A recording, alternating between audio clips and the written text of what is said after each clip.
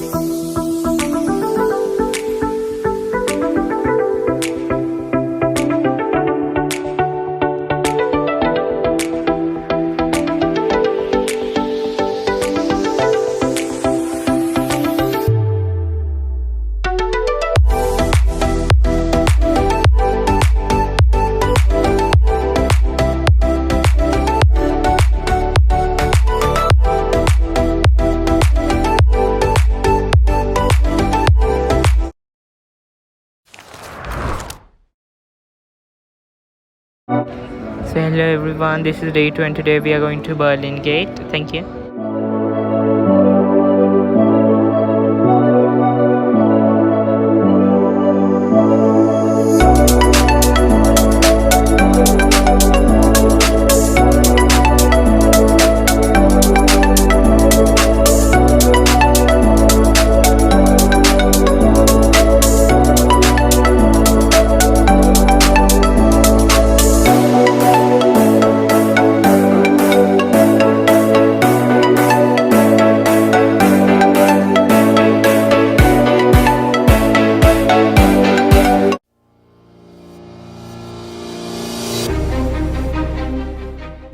Hello everyone, before we continue I must tell you all that the upcoming next video, though it is shooted by me, but it is not my copyright. It belongs to some tour guide, like with someone whom we had booked externally, so it is not my copyright. Prussian kings. The Prussian kings were the kings of an area known as Prussia before there was even a Germany. Germany did not exist until 1871, so very, very late. Actually, it is almost 100 years younger than the United States of America. It is almost 100 years younger than modern France. Germany was basically a concept. It basically was a collection of small kingdoms that all spoke one language: German.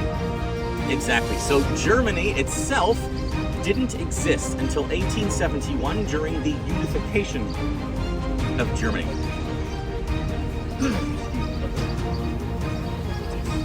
And the German Wars of Unification from 1864 to 1871 unified the country. Now, I'm actually going to give you this back because I do a lot of hand waving and moving. So, the Brandenburg Gate itself was designed by a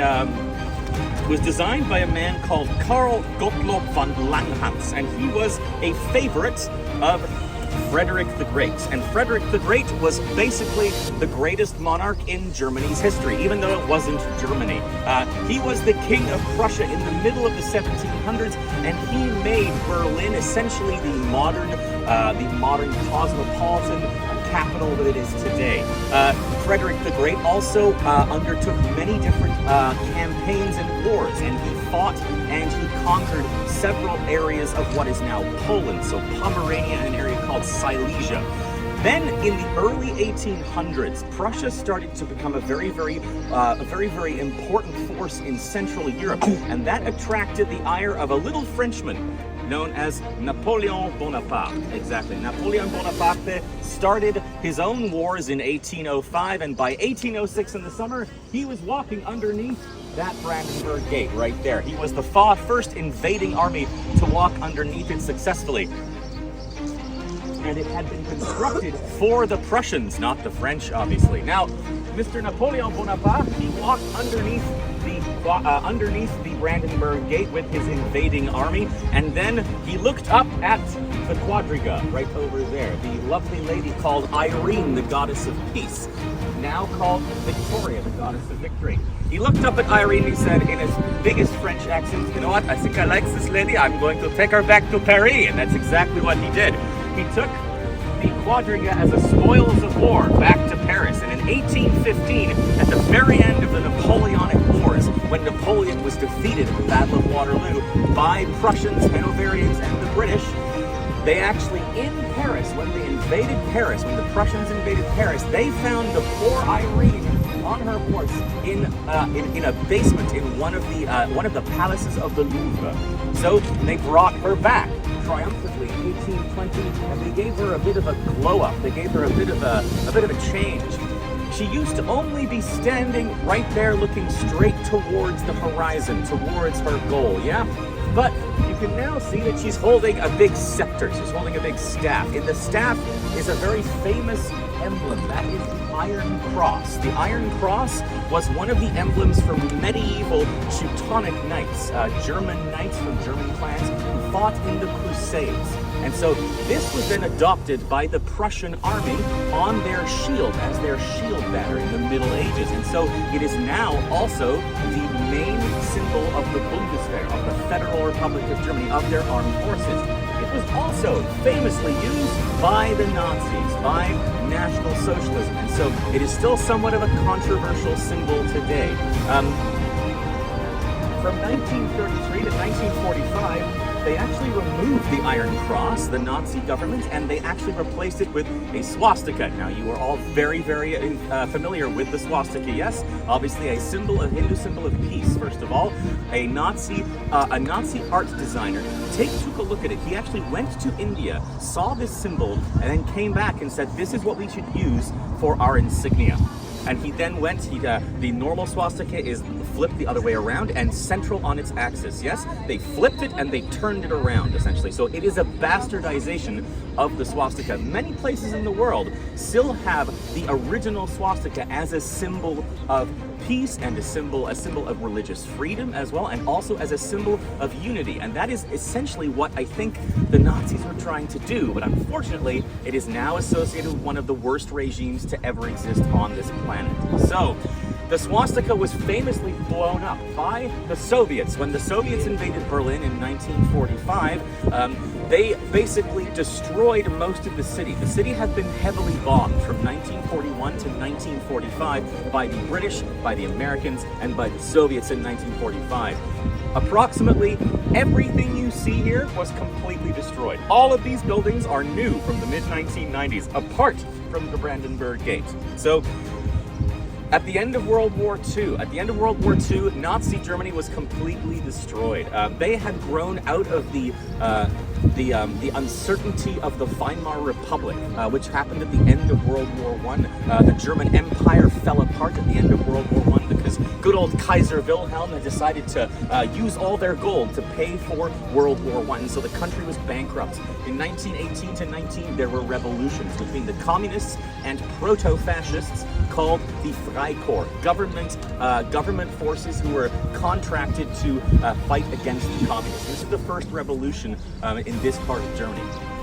Then the Weimar Republic existed, which was the first German republic in the sense, but it was also very unstable, very monetarily unstable.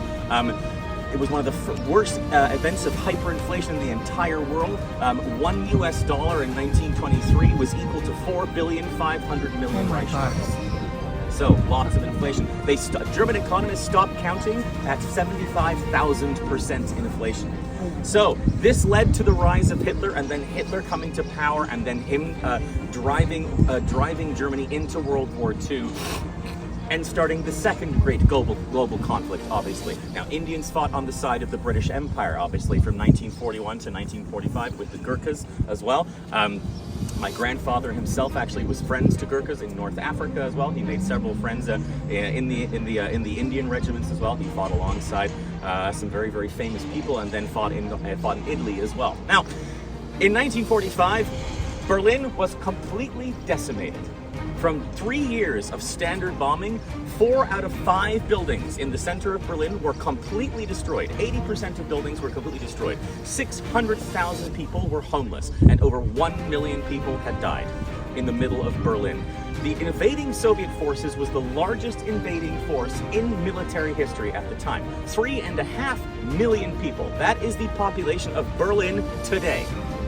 3.5 million Soviet soldiers, of which approximately 1.2 million of them lost their lives for the actual, what they call the liberation of Berlin and the occupation of the countryside surrounding it, which would become eventually the Soviet zone of occupation.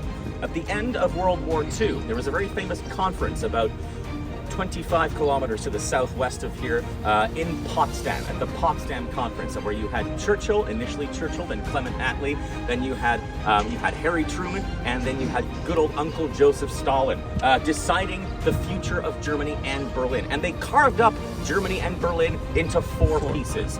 Berlin was carved up into four sectors: the French, British, and American sectors, which became West Berlin eventually, and then the Soviet sector, which became East Berlin. We're standing in the former Soviet sector right now.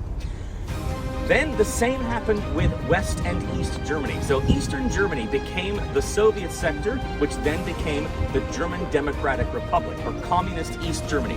Western Germany eventually would unite their occupation zones, French, British, and American, to become the German Federal Republic, the Federal Republic of Germany, which is what Germany is still called today.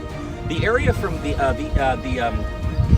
time from 1945 to 1990 was known as the Cold War, and one of the events that actually heightened the Cold War was the building of the Berlin Wall. The Berlin Wall would have been just in front of the Brandenburg Gate, and it split Berlin in two. It was done for many reasons, but mostly to stop East Germans from escaping to West Berlin, which is those trees right there. What is the length of that?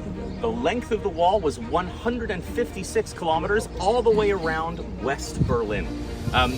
And this was a measure to stop East Germany's own citizens from fleeing to a better life in the West, essentially. This is East and that is West. That is West. We are still in the East. Actually, what we're going to spend most of our time walking in East Berlin. We're only going to take two little forays into West Berlin. So, what I want you guys to do now is let's go a little bit further towards the Brandenburg Gate, and we can take some pictures close up, and I'm going to show you some elements from the actual Brandenburg Gate. Yes, sir, your question. Welcome back to Financial Channel, and this is the Parliament building of Germany, and it's in Berlin.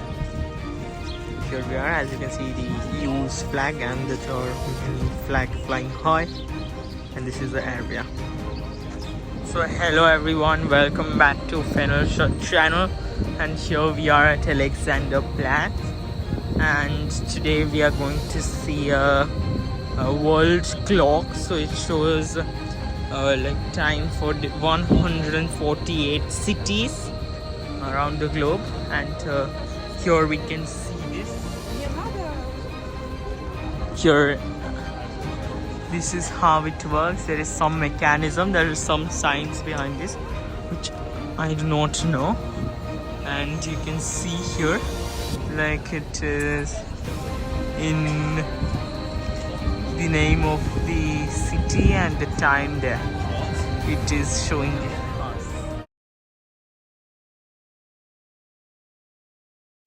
Hello everyone, and welcome back to Financial Channel. So today we are here in Berlin, Germany, and today we'll be going to Dresden, Germany. So it is almost 3-hour journey, and I'll attach the clips of whatever we see during these 3 hours. Alright, let's meet after 3 hours. Bye bye.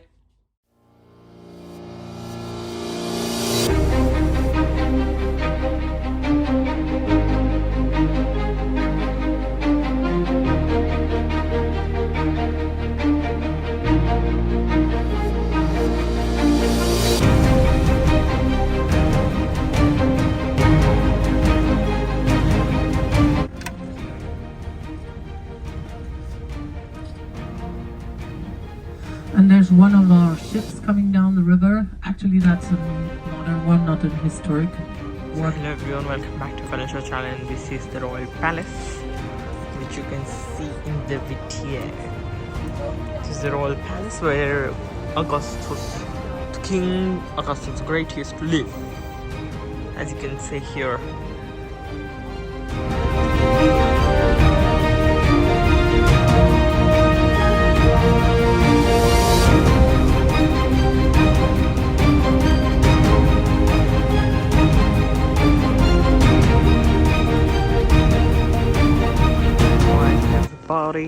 And this we are in the palace, and this you can see that this is still being refurbished. The time when it was destroyed during World War II, and still the work is going on in refurbishing this, and it Soon is the 800th anniversary, so they have decided to refurbish it, and that is why the Royal Palace is being refurbished, or else it will remain as it is in the condition it was. You can see here some of the areas are closed because there is some work going on right now.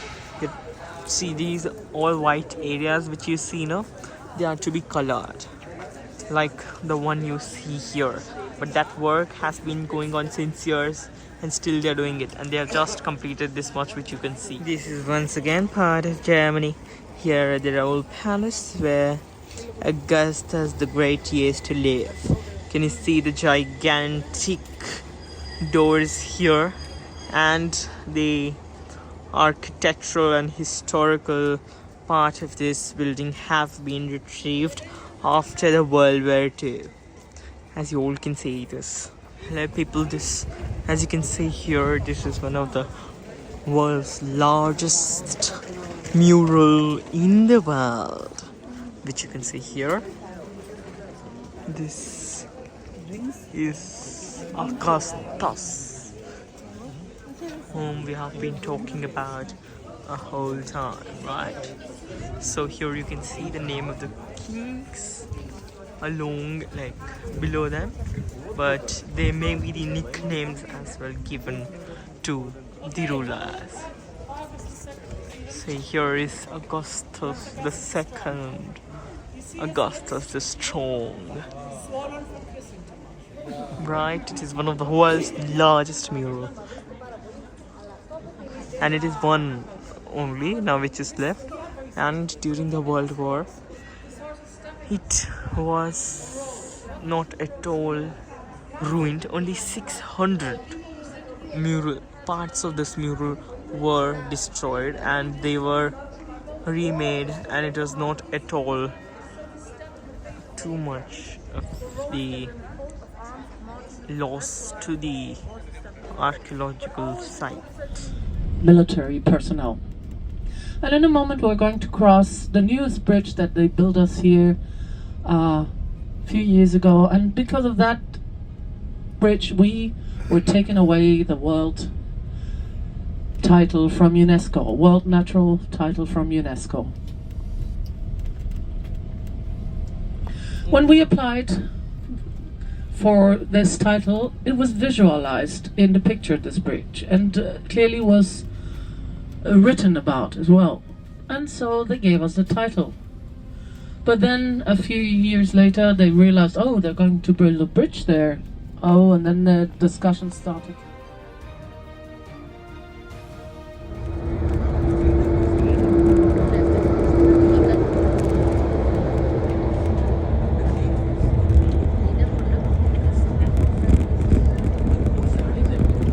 How many photo file likes? Screenshots.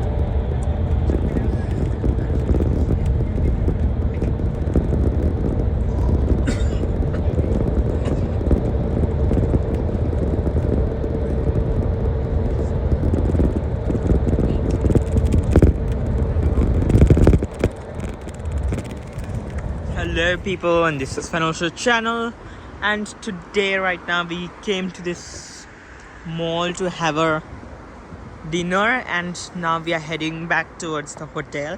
I know I'm not showing you the hotels because I'm too tired when I go back there, so I just sleep, so I'd never show you the hotel.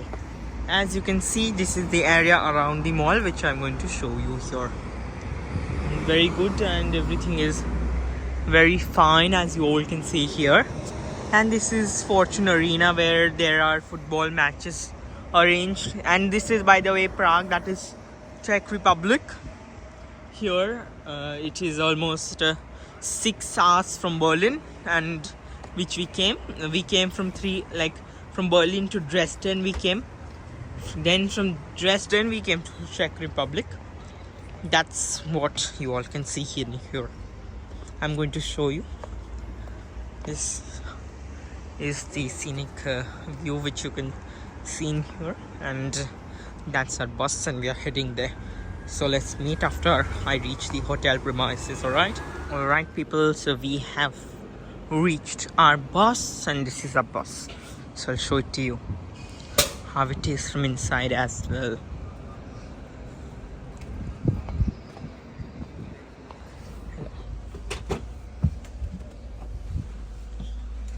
So this is our bus, which you can see here. This is the bus premises. This which you can see is a bus, alright.